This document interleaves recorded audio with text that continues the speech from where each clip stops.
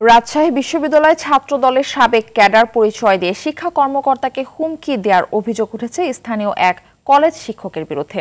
সম্প্রতি এই কথোপকথনের একটি কল রেকর্ড ছড়িয়ে পড়েছে ফেসবুকে। ঘুষ চাওয়ায় শিক্ষা কর্মকর্তাকে হুমকি দিয়েছিলেন বলে দাবি করছেন হুমকিদাতা নজরুল ইসলাম বাচ্চু। নওগাঁ থেকে আরিফুল হক সোহাগের প্রতিবেদন, বিস্তারিত জানাচ্ছেন সাইদ মাহমুদ।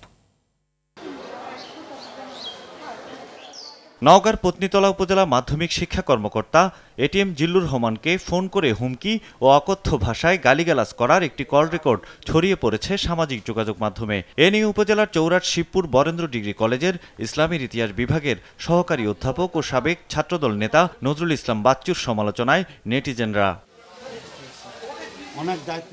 আলোচিত সেই কল রেকর্ডে নজরুল ইসলাম নিজেকে রাজশাহী বিশ্ববিদ্যালয়ের ছাত্রদলের ক্যাডার পরিচয় দিয়ে গালিগালাজ করেন ওই কর্মকর্তাকে। আমি রাজশাহী বিশ্ববিদ্যালয় ছাত্রদলের ক্যাডার নজরুল ইসলাম বাচ্চু।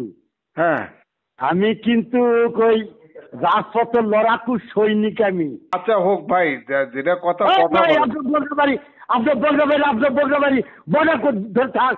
এ নিয়ে পত্নীতলা উপজেলা মাধ্যমিক শিক্ষা কর্মকর্তা এটিএম জিল্লুর রহমান জানান, গেল 29 জানুয়ারি চৌরাট শিবপুর বরেন্দ্র ডিগ্রি কলেজে তিনি ল্যাব দেখতে গিয়েছিলেন। ওই ল্যাবের দায়িত্বে থাকা নজরুল ইসলাম বাচ্চু সেদিন কলেজে ছিলেন না। আমার মনে হয় যে শিক্ষকদের সহনশীল হওয়া দরকার। বিষয়টা যার যে বিষয় না তার সাথে নাক গলানো বিষয় নয় আমি মনে করি। আর এটা তো প্রিন্সিপালের সাথে আমার কাজ, তাই না? ওনার সাথে আমার কাজ না। তো আর ওনাকেও আমি চিনি না, এখনো দেখিনি। এদিকে নজরুল ইসলাম বাচ্চু অভিযোগ করেন, ল্যাব অডিট করতে এসে কলেজ কর্তৃপক্ষের কাছে ঘুষ দাবি করেছিলেন ওই কর্মকর্তা। উনি দলের কথা বলছেন, আমিও দলের কথা বলছি এই। আর উনি আসে এই যে আপনার এই যে ল্যাব ইয়া করতে আসে 5,000 টাকা ঘুষ চাইছে।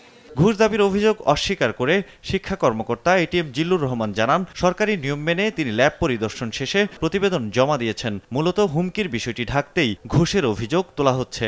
ল্যাবের প্রতিবেদন জমা দেওয়ার জন্য। সাইদ মাহমুদ, RTV।